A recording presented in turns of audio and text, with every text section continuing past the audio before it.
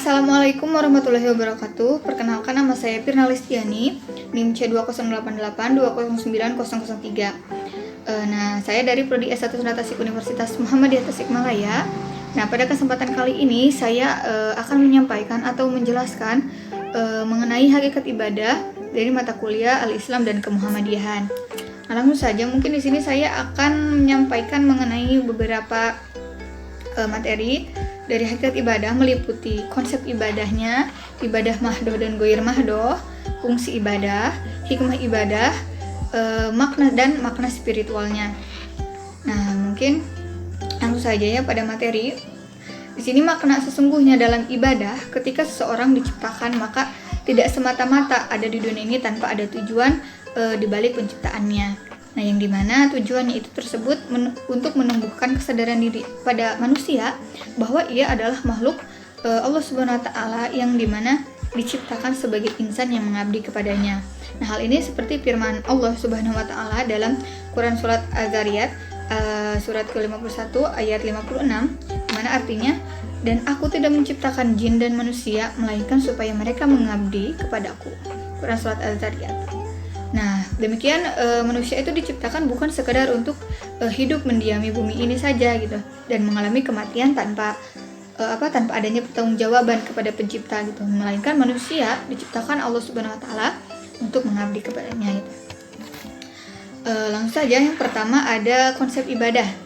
Nah, ibadah itu diambil dari bahasa Arab, yaitu abdun, yang artinya menyembah. Nah, dari segi istilah agama, artinya ialah tindakan menurut dan mengikut dan mengikat diri dengan sepenuhnya kepada segala perkara yang disyariatkan oleh Allah Subhanahu wa Ta'ala dan diserukan oleh Rasulullah SAW. Nah, berbentuk suruhan atau larangan gitu. Nah, konsep ibadah ini memiliki makna yang luas yang meliputi seluruh aspek kehidupan, baik sosial, politik maupun budaya gitu. Nah, ibadah merupakan karakteristik utama dalam sebuah agama, karena pusatnya ajaran agama itu terletak pada pribadi seorang hamba terhadap Tuhannya. Nah, mungkin lanjut, yang kedua ada ibadah mahdoh dan goir mahdoh. Nah, di sini dijelaskan bahwa ibadah mahdoh adalah ibadah yang dilakukan dalam rangka menjalin hubungan yang baik antara hamba dan Allah Subhanahu wa Ta'ala. Itu kaidah ibadah mahdoh itu menyatakan bahwa seluruh ibadah itu pada awalnya boleh kecuali ada dalil yang mengharamkannya gitu. Nah, pada jenis ibadah ini diharamkan melakukan kreativitas, karena ibadah ini hanya Allah yang memiliki otoritas itu kan, otoritas penuh dalam memberikan perintah dan mengatur tata caranya gitu. Nah, manusia itu tidak punya pilihan lain kecuali tunduk dan patuh pada ketetapan hukum yang telah diatur secara terperinci gitu. Nah, ibadah mahdoh ini di sini disebutkan memiliki 4 prinsip. Yang pertama, keberadaannya harus berdasarkan adanya dalil. Nah, yang kedua, tata caranya harus berdoa kepada Allah. Contohnya yang menjadi contohnya Rasulullah SAW, berpola kepada contoh yang dicontohkan Rasulullah. Yang ketiga ada bersifat suprarasional atau di atas jangkauan akal. Yang keempat adalah azasnya taat. Nah, ibadah mahdoh ini adalah ibadah yang harus dilakukan dengan mencontoh ajaran Nabi Muhammad SAW kan ya. Jenis ibadahnya itu ada beberapa macam. Yang pertama ada wudu, yang kedua ada tayamum, ketiga mandi hadas, keempat azan, kelima iqamat, yang keenam salat, yang ketujuh membaca Al-Quran, yang kedelapan iktikaf, yang kesembilan siam atau puasa, yang kesepuluh haji, yang ke-11 umroh, dan ke-12 tajdid janazah. Nah, mungkin itu yang termasuk kepada ibadah mahdoh. Nah, lanjut, yang kedua ada ibadah goir mahdoh. Ibadah ini itu dilakukan dalam hubungan antara manusia dengan manusia lainnya gitu. Maka pengertian ibadah ini berlakunya kaidah muamalah yang menyatakan bahwa seluruh ibadah muamalah itu pada asalnya boleh kecuali ada dalil yang mengharamkannya. Nah, dengan demikian, dalam masalah ibadah ini terbuka peluang akal untuk melakukan kreativitas dalam menetapkan suatu hukum gitu. Amal ibadah goir mahdoh ini yang memiliki korelasi langsung antara amal saleh dan bermuamalah. Nah, dengan keimanan seseorang itu, keimanan yang kuat tentu mendorong untuk manusia itu bergairah melaksanakan perintahnya. Nah, di sini juga tertulis dalam ibadah Ghairah Mahdo ini juga memiliki 4 prinsip ibadah. Yang pertama, keberadaannya didasarkan atas tidak adanya dalil melarang. Yang kedua, tata laksananya tidak perlu berpola kepada Rasulullah yang dicontohkan Rasulullah. Yang ketiga, bersifat rasional. Yang keempat, azaznya manfaat gitu. Langsung yang ketiga, yang selanjutnya ada fungsi ibadah. Nah, fungsi ini setiap muslim itu tidak hanya dituntut untuk beriman gitu, tetapi juga dituntut untuk beramal soleh gitu ya. Karena Islam adalah agama amal, bukan hanya keyakinan gitu. Ia tidak hanya terpaku pada keimanan semata gitu, melainkan juga pada perbuatan yang nyata. Islam adalah agama yang dinamis dan menyeluruh. Dalam Islam, keimanan itu harus diwujudkan dalam bentuk amal yang nyata itu. Itu amal soleh yang dikarenakan Allah Subhanahu wa taala gitu. Ibadah dalam Islam itu tidak hanya mewujudkan hubungan antara sesama manusia. Islam mendorong manusia untuk beribadah kepada Allah Subhanahu wa taala dalam bentuk aspek kehidupan dan aktivitas, baik secara pribadi maupun sebagai bagian dari masyarakat. Nah, ada 3 aspek fungsi ibadah dalam Islam. Yang pertama, di sini tertulis mewujudkan hubungan antara hamba dan Tuhannya. Yang kedua, mendidik mental dan menjadikan manusia ingat akan kewajibannya. Yang ketiga, melatih diri untuk berdisiplin. Itu. Nah, lanjut pada materi selanjutnya. Di sini ada hikmah ibadah. Hikmah ibadah itu ada beberapa macam. Yang pertama saya sebutkan tidak syirik. Ya, seorang hamba itu sudah berketetapan hati untuk senantiasa beribadah, menyembah kepadanya gitu. Maka ia harus meninggalkan segala bentuk syirik gitu, agar terhindar dari segala keburukan. Yang kedua ada ketakwaan. Nah, ketakwaan itu dilandasi cinta yang timbul karena ibadah gitu, yang dilakukan manusia setelah merasakan kemurahan dan keindahan Allah Subhanahu wa taala itu. Setelah manusia melihat kemurahan dan keindahannya, muncullah dorongan untuk beribadah kepadanya gitu. Yang ketiga ada terhindar dari kemiskinan. Ibadah itu memiliki daya pensucian yang kuat sehingga dapat menjadi tameng dari pengaruh kemiskinan gitu. Tetapi keadaan ini hanya bisa dikuasai jika ibadah yang dilakukan itu berkualitas gitu. Tidak berkualitas baik gitu. Ibadah ibaratkan baju gitu yang harus selalu dipakai dimanapun manusia berada gitu. Yang keempat ada berjiwa sosial. Nah, di sini menjelaskan bahwa ibadah itu menjadikan seseorang hamba menjadi lebih peka dengan keadaan lingkungan itu, keadaan lingkungan di sekitarnya, karena dia dapat mendapat pengalaman langsung dari ibadah yang dikerjakannya gitu. Yang kelima ada, yang terakhir ini ada tidak kikir, di mana harta yang dimiliki manusia itu pada dasarnya pemberian Allah Subhanahu wa taala, milik Allah Subhanahu wa taala.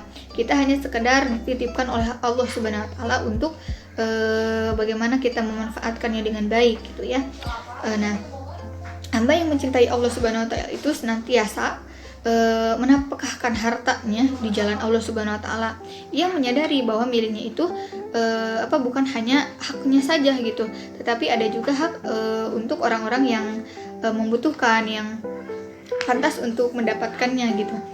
Nah, maka ini itu sebagai bekal gitu untuk di akhirat dalam bentuk pengorbanan harta untuk keperluan umat. Nah, lanjut yang terakhir ini mengenai yang tadi makna spiritual ibadah dalam kehidupan sosial. Nah, di sini dijelaskan bahwa di dalam setiap ibadah itu yang kita kerjakan itu harus bisa menyentuh dan memasuki dimensi spiritual itu. Dimensi spiritual ini tidak lain adalah ihsan anta Buddha Allah ka'annaka tarahu wa in lam yakun tarahu fa innahu yaraka. Nah, kita beribadah kepadanya seakan kita melihatnya gitu. Apabila kita tidak melihatnya, maka sesungguhnya dia melihat kita. Nah, dalam beribadah kita itu akan merasa kerdil jika dibandingkan dengan Sang Pencipta itu. Hal tersebut dimaksudkan agar kita itu selalu ingat kepada Allah Subhanahu wa taala yang telah menciptakan bumi dan seisinya. Pengertian ibadah itu dalam kehidupan masyarakat ialah pengabdian kepada Tuhan dalam bentuk sholat, puasa, zakat, haji, zikir, dan membaca Al-Quran. Nah ini karena kehidupan tidak hanya untuk berurusan dengan hal-hal tersebut gitu, melainkan untuk hal-hal yang menyeluruh, mencakup seluruh aspek yang dibutuhkan manusia seperti contohnya ada berdagang, bertani, bekerja, mencari ilmu dan sebagainya gitu, guna mempertahankan dan mengembangkan kehidupannya sendiri. Nah makanya manusia itu harus menerapkan apa yang telah dia sebut dalam Al-Quran dan hadis ke dalam kehidupan sosialnya gitu. Nah ibadah itu memiliki dimensi keakhiratan sekaligus keduniawian, jadi bukan hanya salah satunya saja gitu. Nah ibadah itu dalam ajaran Islam tidak hanya dimaksudkan dalam kerangka hubungan dengan Allah semata gitu, tetapi juga mengandung dimensi sosial yang tinggi bagi para pemeluknya gitu.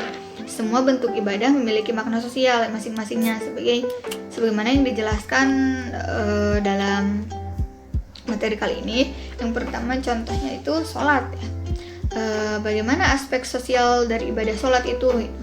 Nah rasanya gitu bahwa ritual sholat itu hanya bersifat vertikal antara manusia dengan Allah Subhanahu wa taala gitu.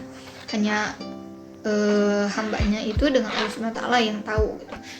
Nah, untuk menjawab pertanyaan tersebut ya, di sini ada beberapa hal yang dimana pengkajiannya itu melalui Al-Quran. Nah, dalam sebuah ayat-ayatnya Allah berfirman, dan dirikanlah sholat, tunaikanlah zakat, dan rukuklah beserta orang-orang yang ruku. Itu Quran Al-Baqarah ya. Ayat itu menyiratkan bahwa sholat dan ibadah sosial, zakat, merupakan satu paket ibadah yang harus dilakukan secara bersamaan gitu.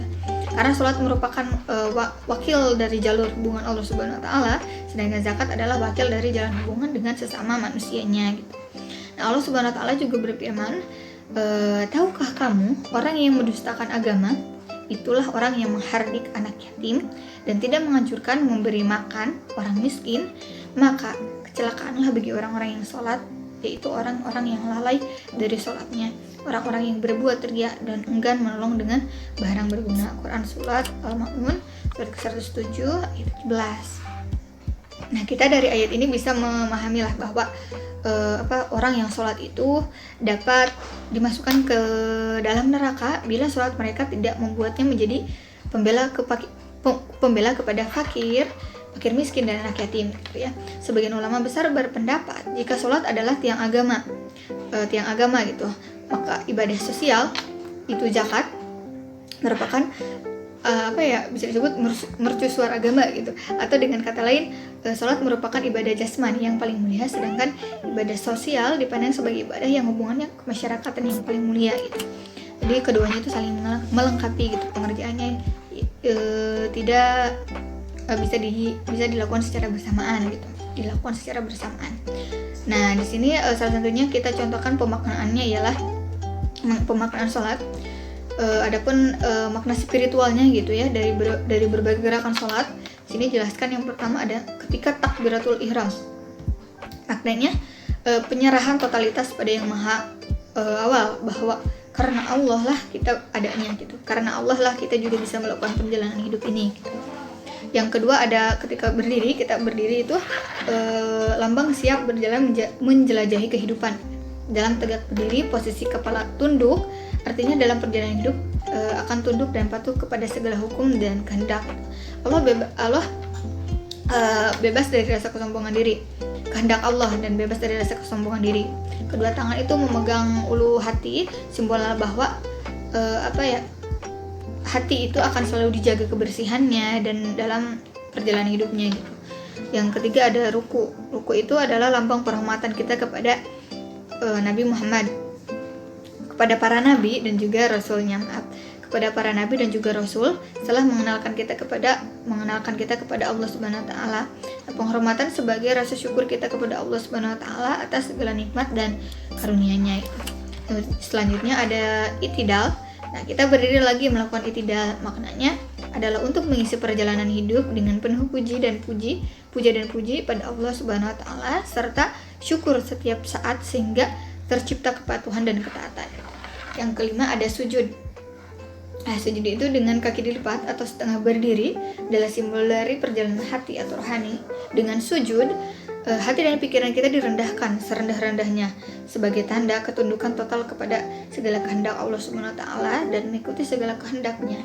Menyatukan kehendak Allah Subhanahu wa taala dengan kehendak kita gitu. Merekatkan diri kita kepada bumi bahwa awal dari dan akhir manusia itu dari dan ke bumi gitu. Berharap pada saat kematian keadaan diri kita itu nanti sama saat kita dilahirkan itu dalam keadaan suci sehingga kita bisa bertemu Allah Subhanahu wa taala gitu.